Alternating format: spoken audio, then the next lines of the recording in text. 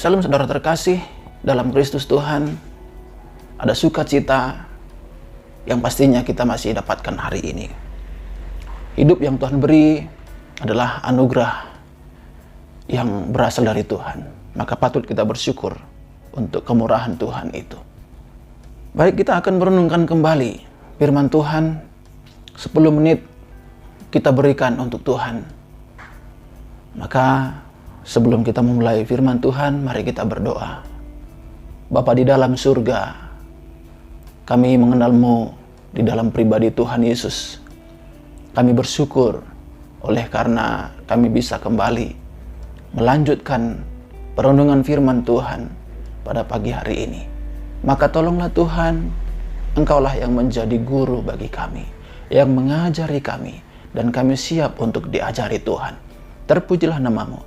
Di dalam nama Tuhan Yesus, kami sudah berdoa dan mengucap syukur. Amin. Saudara yang terkasih, kemarin kita sudah belajar tentang terang yang sesungguhnya, yang menerangi setiap orang sedang datang ke dalam dunia. Apa tujuan terang itu datang? Yang pertama, kita sudah belajar tentang terang itu datang. Yesus itu datang untuk menerangi manusia, semua manusia yang sudah berdosa, yang adalah ciptaannya Tuhan. Yang kedua, tujuan terang itu datang untuk menerangi hati setiap orang yang sudah berada di dalam dosa. Yang ketiga, tujuan terang itu datang adalah untuk menerangi pikiran setiap orang yang sudah berdosa. Saudara yang terkasih, kalau kita melihat bagaimana dialog antara Hawa dengan iblis, dialog itu merupakan dialog yang bisa kita dalami. Salah satu yang perlu kita mengerti dari dialog antara Hawa dan ular adalah terjadi kegelapan di dalam hati dan pikiran Hawa. Kalau kita coba baca dari firman Tuhan, Kejadian pasal 3 ayat 1 sampai ke 7. Saya akan bacakan. Adapun ular ialah yang paling cerdik dari segala binatang di darat yang dijadikan oleh Tuhan Allah. Ular itu berkata kepada perempuan itu, tentulah Allah berfirman, semua pohon dalam taman ini jangan kamu makan buahnya, bukan? Lalu sahut perempuan itu kepada ular itu, buah pohon-pohonan dalam taman ini boleh kami makan.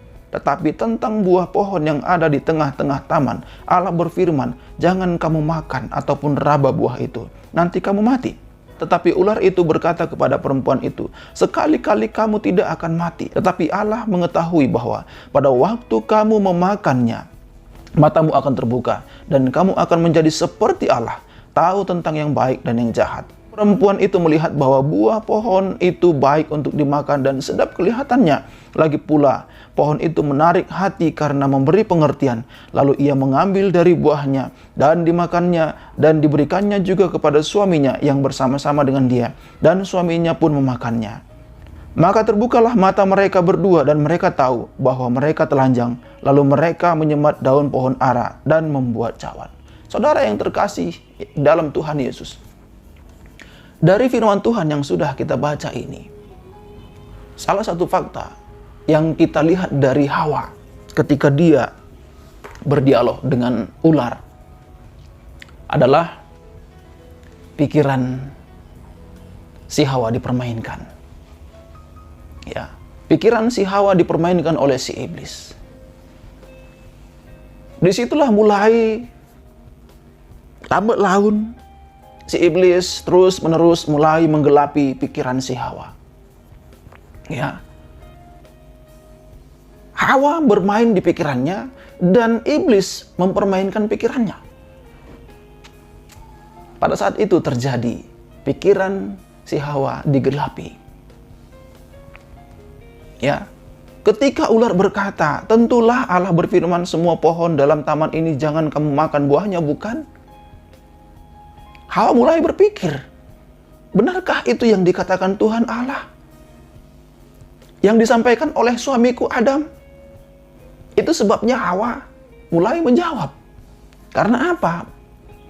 Si Hawa sudah mulai bermain di pikiran. Di sisi lain si iblis mempermainkan pikiran si Hawa. Pada saat yang bersamaan si iblis sudah menggelapi pikiran si Hawa. Saudara yang terkasih, seperti itu jugalah manusia. Ketika manusia diperhadapkan kepada dua hal, kebenaran dan kejahatan, kebenaran dan dosa, ya, manusia ditarik. Terjadi tarik-menarik. Kebenaran mulai dipikirkannya, kejahatan juga mulai dipikirkannya, dan terjadi tarik-menarik antara kebenaran dan dosa. Ya. Hawa berpikir, saya tahu bahwa yang dikatakan suamiku Adam adalah benar dari Allah. Tetapi permainan si iblis adalah tetap. Pikiran si Hawa dipermainkan. Ya, ketika Hawa menjawab, buah pohon-pohonan dalam taman ini boleh kami makan, tetapi tentang buah pohon yang ada di tengah-tengah taman itu, Allah berfirman, jangan kamu makan buahnya, ataupun raba, nanti kamu mati. Tetapi si iblis menjawab di ayat 4, tetapi ular itu berkata kepada perempuan itu, sekali-kali kamu tidak akan mati, tetapi Allah mengetahui bahwa pada waktu kamu memakannya, matamu akan terbuka, dan kamu akan menjadi seperti Allah, tahu tentang yang baik dan yang jahat. Ada terjadi tarik-menarik di dalam hati si Hawa, dalam pikiran si Hawa, dan ini terjadi gejolak dalam pikiran si Hawa. Saudara yang terkasih, seperti itu juga lah. Kenapa ada banyak orang sekarang ini hidup di dalam dosa? Padahal orang-orang tersebut tahu bahwa ada kebenaran yang harus diikuti, dan ada kejahatan, ada dosa yang harus dihindari. Tetapi kenapa pada faktanya ada banyak orang yang masih terjerumus di dalam dosa, tetapi menjauhkan kebenaran? Karena apa? Si iblis berhasil menggelapi pikiran manusia. Iblis berhasil menggelapi pikiran manusia.